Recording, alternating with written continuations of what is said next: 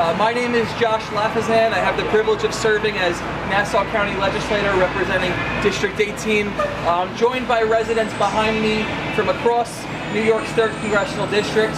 We're here today because it's been reported that George Santos is announcing his re-election campaign today in Washington, D.C. This is a person who is under local, state, federal, and international investigation. This is a person who has lied about literally every single thing on his resume.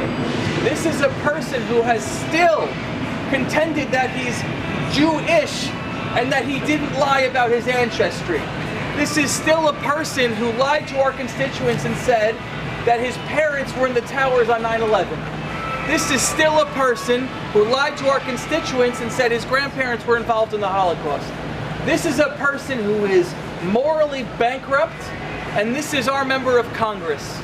And rather than actually serving our constituents in Congress, George Santos cozies up to the extremes of the extreme. He co-sponsors a bill to name the AR-15 the National Gun of America. He hangs out with the likes of Marjorie Taylor Greene. He's done nothing for this community. But we're here to say that it is the height of audacity for George Santos, the most prolific liar in the history of American politics, to think that any sentient human being with a conscience would ever vote for him again. And that's why we're here. We're sending a message loud and clear to the residents of this community that we have not forgotten what George Santos did, that the outrage has not waned or died down, and we're also sending a message directly to you, George, that if you think that one human being would have the audacity to vote for you after what you did to our constituents, then you're either insane, incompetent, or a little bit of both. Obviously this is personal for me. Many of you saw that I tweeted what I feel is a reasonable statement that George Santos should resign, given the fact that Republicans and Democrats seem to agree. And George Santos, mind you, our member of Congress, and George Santos' staff, all paid for by taxpayer dollars, decide to tweet a picture of me back when I was in my early 20s, before I had corrective jaw surgery that saved my life. It's got over 9 million views. This is not right. This is not civil. This is beneath the governance that our residents demand. Our founding fathers set up a system of democratic representation. This was not what they had in mind. And the founders of our democracy would be rolling in their graves if they thought that a member of the House of Representatives would take to demeaning a constituent in their own district and a legislator who represents mutual constituents.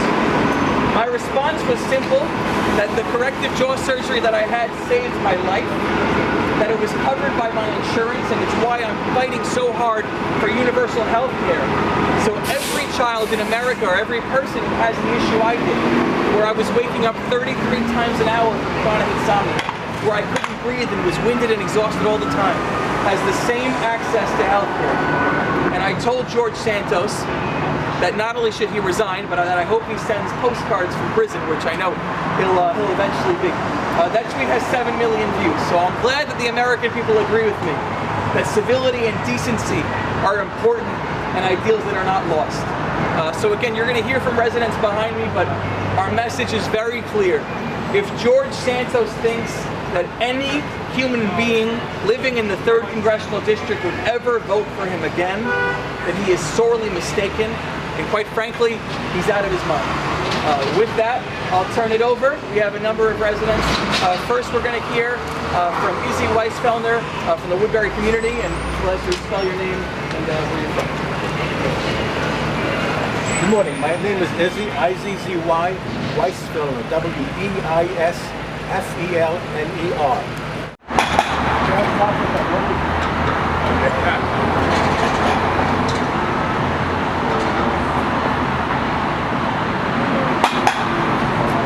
C-A-R-L-E-T-S-A-V-E-L. George Santos is a congressman, meaning his responsibility is to represent us, the will of the District 3 constituents. and we want him to resign. We've made that very clear, multiple polls. He has no more support from even his initial voters, yet he's considering a rerun, which means that his decision to do that shows that he cares about himself over the constituents of this district, which means he has no place in Congress. He is now setting a precedent for younger generations that you can run for Congress on lies and stay there, which is not something that our country has foundations that lie upon. Thank you. Thank you. Democrats don't seem to agree on much, but what they agree on is that George Santos should resign. George Santos has a lower approval rating than traffic on the Long Island Expressway. 80% plus of people in this district want him to resign. Republicans, Democrats, Independents, does not matter. People want him to resign. And rather than listening to the will of the people that he lied to, he has the audacity to announce that he's going to run for re-election. Quite frankly, it's inexcusable that the law enforcement investigations are taking this long. Right? It sends the wrong message when you have local, state, federal, and international prosecutors investigating somebody, and 4 months into his term, we still don't have an indictment. George Santos is not just a fraud and an embarrassment, he's a national security threat. At a time with rising conflicts with China and Russia and adversaries, we have a member of Congress looking over classified information who might be a national security risk. At a time when Long Island needs major help, we need help to fix our roads and our bridges. Our veterans need help, our seniors need help. George Santos is nowhere to be found, and if you call his office, best believe that you will not get any help. In fact, we get calls because people can't get through to his staff, and we have to reroute them to other members of Congress. Right, so not only is George Santos a national embarrassment, he makes all of us less safe, he makes this community less prosperous, and he needs to leave. Now, obviously, I've been the brunt of ad hominem attacks from him and his staff. Of course, I think it's outrageous that our taxpayer dollars are paying for bullies. But the way you deal with bullies is that when they go low, you don't get in the gutter with them.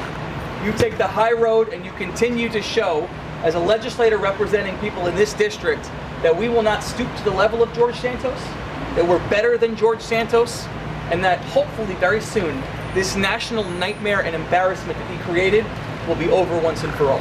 Thank you, and with that, I'll take any questions. I wanted to ask you, this is a question. Sure. Either. Yep. Just what's your bottom line reaction to hearing that after all this he's likely seeking re-election? I personally believe that he's doing it for the money, because everything that he seems to do is the money, and he wants to be able to raise money again. So I think it's very selfish. He also seems to like fame, even if it's infamous. He wants to be on the news. He wants to be seen. I think he's a psychopath, and that's the reason he's doing it. Between the money and the fame. And your husband, if you would stand more in front of the microphone, just your bottom line reaction to I think politicians should serve the people and their constituents. Clearly, this motivation from running again is not to serve the community, it's to serve himself. So my reaction is that it's completely disgusting. Are you guys surprised by this? Are you surprised? I'm surprised that Congress hasn't taken action, that he hasn't been indicted for all the criminal activities, the finance violations. That's what surprises me. Otherwise, it makes perfect sense for him to serve himself. I was a little surprised when he wanted to make the AR-15. That's a little bit disturbing. Other than that, he's doing what somebody like this should do. Run, try to scam as much money as he possibly can. But I was hoping that Congress, the people that are really serving the people, haven't done anything so far. That's what surprised me. yes, Mr. Weisenfeld. Sure. I'm sorry, Mr. Weisenfeld, put up the microphone. Did you say that you're the son of Holocaust survivors? Yes, ma'am. So, on this deal on Shoah, to hear that he's likely running again, what's your reaction to that? Very, very disturbing. It's hurtful. It's very hurtful, and he diminishes everything that my parents went through. As a fact, I was born in a DP camp in Germany after the war. So it's a very difficult time today. And then for him to run for Congress and still believe it is true-ish, but his grandparents, it takes a toll. He and millions of others. What's the actually happened?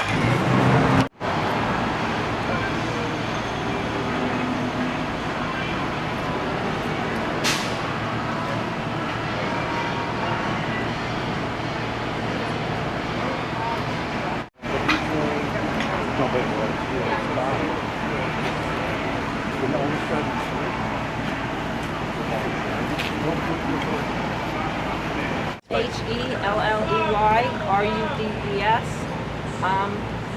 George made a comment about not wanting to come back to this territory because the people here don't like him. So how is he possibly representing us? He's ignoring us. He's running, he ran on and he's rerunning on the same platform that doesn't help Long Island. It doesn't help any of us, and he's not representing us.